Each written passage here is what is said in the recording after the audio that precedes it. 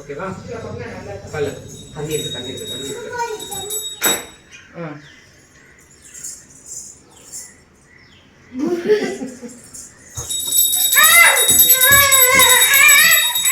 Last year Pongal பார்த்தோன்னா நம்ம டெரஸில் வெளியில் பொங்கல் பண்ணியிருந்தோம். இந்த டைம் வந்து வீட்டுக்குள்ளேயே வந்துட்டு கேஸ் ஸ்டவ்வில் ப்ரெஷர் குக்கர்லேயே பண்ணியாச்சு. மார்னிங்கே சாமிக்கெலாம் படைச்சிட்டு சாமி கும்பிட்டாச்சு. அதுக்கப்புறம் ஈவினிங் பாப்பாவோட டான்ஸ் கிளாஸ்லேருந்து பொங்கல் செலிப்ரேஷன் நிறைய கேம்ஸ்லாம் வந்து கிட்ஸுக்கும் பேரண்ட்ஸுக்கும் வந்து வச்சுருந்தாங்க. ஸோ ஈவினிங் அதுக்காக கிளம்பி போயிட்டோம். குட்டீஸ் 2 பேரும் சூப்பராக என்ஜாய் பண்ணாங்க. நாங்களுமே ரொம்ப ஹாப்பியாக இருந்தோம். ஃபஸ்ட்டு போட்டியே வந்து கயிறு இழுக்கிற போட்டி தான் வச்சுருந்தாங்க.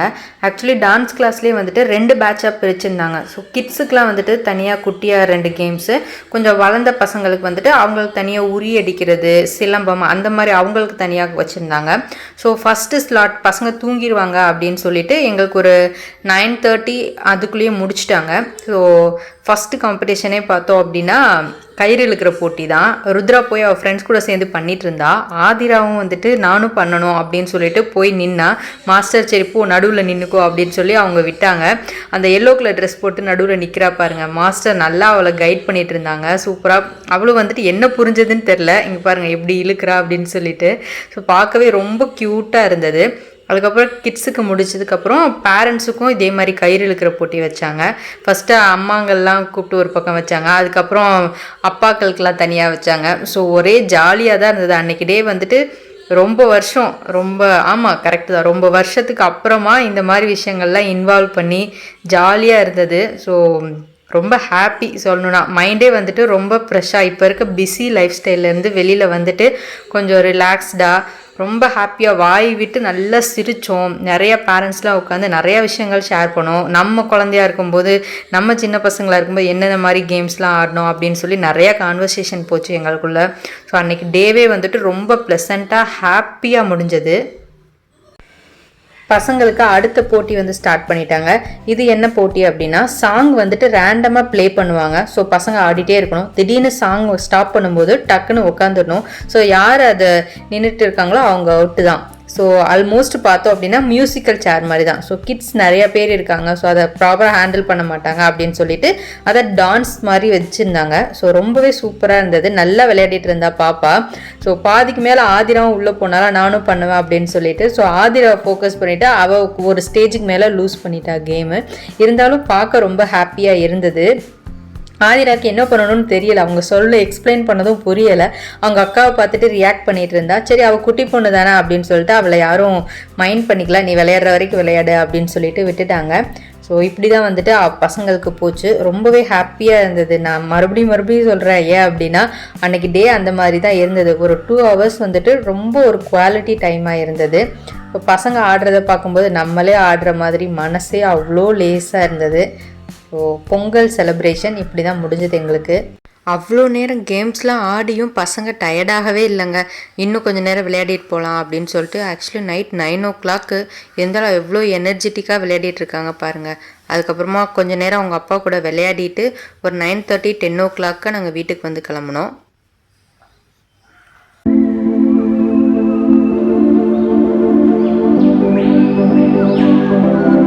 நெக்ஸ்ட் டே மாட்டுப்பொங்கல் அன்னைக்கு எங்கள் ரிலேஷன் ஒருத்தவங்களுக்கு வளகாப்பு ஃபங்க்ஷன் இருந்தது. ஸோ வேலூர் கிளம்பிட்டோம். 2 to 3 hours ஆச்சு நாங்கள் போய் ரீச் ஆகுறதுக்கு. மார்னிங்கே வந்துட்டு அவ்வளோ சில்லுன்னு இருந்தது கிளைமேட்டு. ஒரு பக்கம் சன்ரைஸ் ஆகுது, ஒரு பக்கம் ரோடு ஃபுல்லாக அவ்வளோ மிஸ்டாக இருந்ததுங்க. சென்னை ரோடு மாதிரியே இல்லை, அவ்வளோ காலியாக ஃப்ரீயாக இருந்தது. ஸோ ஒரு லாங் ட்ராவல் போயிட்டு வந்த மாதிரி ரொம்ப மைண்டுக்கு ரொம்பவே பீஸ்ஃபுல்லாக இருந்ததுங்க.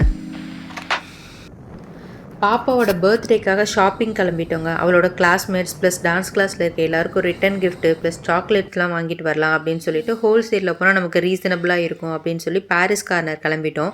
ஆக்சுவலி இந்த வீடியோ வந்து பொங்கலுக்கு முன்னாடி வீக்கெண்ட் வந்து எடுத்தது.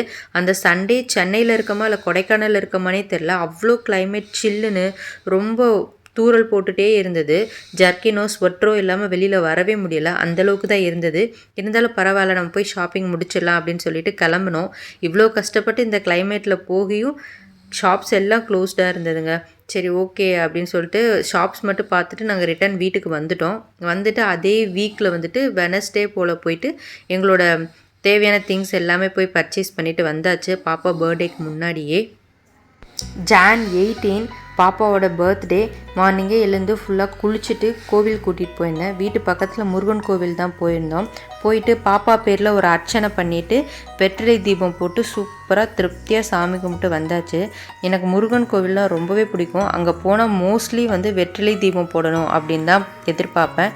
ஸோ அதே மாதிரி அன்றைக்கும் போனோம். கோவில் மார்னிங்கே சண்டே அப்படின்றனால கோவில் ரொம்ப காலியாக இருந்தது, க்ரௌடே பெருசாக இல்லை. பீஸ்ஃபுல்லாக வெற்றிலை தீபம் போட்டுட்டு பாப்பாவும் ஒவ்வொரு ஆக்டிவிட்டிலையும் இன்வால்வ் பண்ணிவிட்டு அவளும் நல்லபடியாக சாமி கும்பிட்டா. ஸோ மனசுக்கு ரொம்பவே திருப்தியாக இருந்தது. அன்றைக்கி டே சூப்பராக ஸ்டார்ட் ஆச்சு பிளான் பண்ண மாதிரி.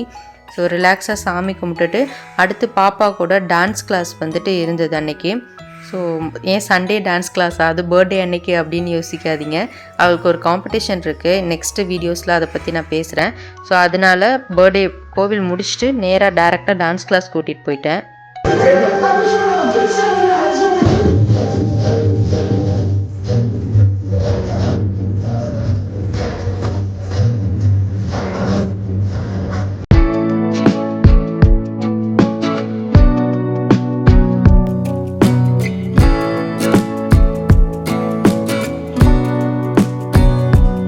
ப்ராக்டிஸ் 1 hour முடிச்சுட்டு அப்புறம் நேராக வீட்டுக்கு கூட்டிகிட்டு போயிட்டு அவளுக்கு பர்த்டே கேக் கட்டிங்காக ட்ரெஸ்அப்லாம் பண்ணிவிட்டு கேக் கட் பண்ணிவிட்டு ரெஸ்டாரண்ட் கிளம்பிட்டோம்.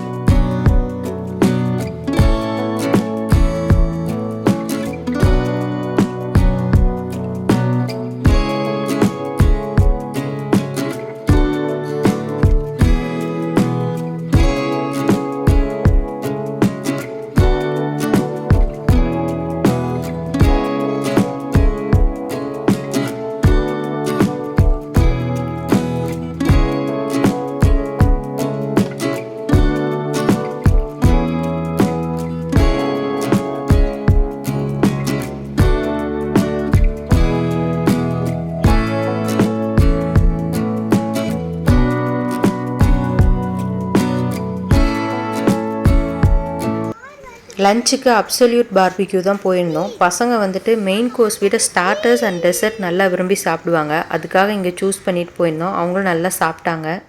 பாப்பாவுக்கு பர்த்டே அப்படின்னு சொல்லியிருந்தோம். ஸோ அவங்களே காம்ப்ளிமெண்ட்ரியாக சின்னதாக ஒரு கேக் ரெடி பண்ணிட்டு வந்து எல்லோரும் சேர்ந்து விஷ் பண்ணாங்க. பாப்பா ரொம்பவே ஹாப்பி ஆகிட்டா.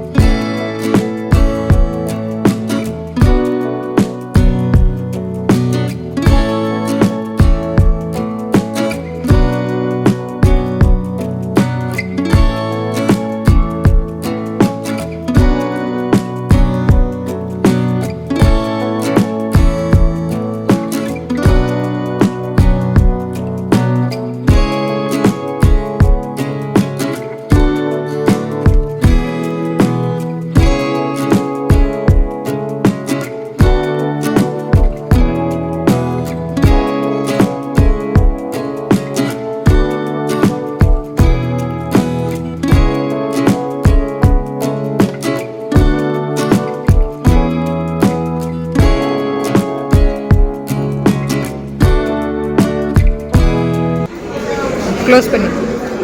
இங்கே பார்த்தோம் அப்படின்னா பஃபே மாதிரி தான் இருக்கும். நமக்கு தேவையான ஃபுட்டு நம்மளே போய் எடுத்துக்கலாம். ஸ்டார்ட்டர்ஸ்லாம் பார்த்தோன்னா அது டேபிள்லேயே வந்து சர்வ் பண்ணிடுவாங்க. சிக்கன், ஃபிஷ்ஷு, ப்ரானு, வெஜிடேரியன் எல்லாம் இருந்தாலும் பன்னீர், மஷ்ரூமு ப்ளஸ் ஃப்ரூட்ஸு எல்லாமே தந்தூரி மாதிரி பண்ணி நமக்கு டேபிள்லேயே கொடுத்துருவாங்க. ஸோ நமக்கு தேவையான அளவு ஃபுல்லாக சாப்பிட்டுட்டு மெயின் கோர்ஸ் வந்துட்டு நமக்கு தேவையான ஐட்டம்ஸ் போய் நம்மளே கஸ்டமைஸ் பண்ணி சூஸ் பண்ணிக்கலாம். இங்கே பார்த்தோம் அப்படின்னா டயட் பண்ணுறவங்க போனாலுமே வந்துட்டு அதுக்கேற்ற மாதிரி ஃபுட்டு நிறையா ஃப்ரூட்ஸ், வெஜிடபிள்ஸ், ஸ்ப்ரவுட்ஸு எல்லாமே இருக்கும். ஸோ நமக்கு தேவையான ஃபுட் நம்மளே எடுத்துக்கலாம். ஸோ நம்ம ரொம்ப நல்லா சாப்பிட்றவங்களா இருக்கும், புதுசாக ஃபுட்டு எக்ஸ்ப்ளோர் பண்ணணும்னு நினைக்கிறோம் அப்படின்றவங்களுக்கு இது வந்து ஒரு சூப்பரான பிளேஸாக இருக்கும். நிறைய விஷயங்கள் நீங்கள் எக்ஸ்ப்ளோர் பண்ணலாம். ஸோ மெயின் கோர்ஸ்லாம் ஃபுல்லாக சாப்பிட்டு முடிச்சாச்சு. குட்டி பசங்க ஐஸ்கிரீம் இல்லைன்னா எப்படி, ஸோ லாஸ்ட்டாக வந்துட்டு டெசர்ட் ஏரியாவுக்கு வந்தாச்சு. இங்கே நிறையா வந்து வச்சுருந்தாங்கங்க. ஸோ பாப்பாவுக்கு ஃபஸ்ட்டு ஐஸ்கிரீம் கேட்டுகிட்டே இருந்தா. ஸோ அவளுக்கு ஐஸ்கிரீம் வாங்கி கொடுத்துட்டு அப்புறம் நான் என்னென்ன டெசர்ட் இருக்குது அப்படின்னு சொல்லி பார்த்துட்டு இருந்தேன். நிறையா கேக்ஸ் இருந்தது, அப்புறம் ஸ்மூத்தீஸு ப்ளஸ் பாதாம் கீர் மாதிரி இருந்தது, ஃப்ரூட்ஸ் இருந்தது, ப்ரௌனி, அங்கேயே சூடாக வந்துட்டு ஜிலேபி வந்து ப்ரிப்பேர் பண்ணி சர்வ் பண்ணிகிட்டு இருந்தாங்க.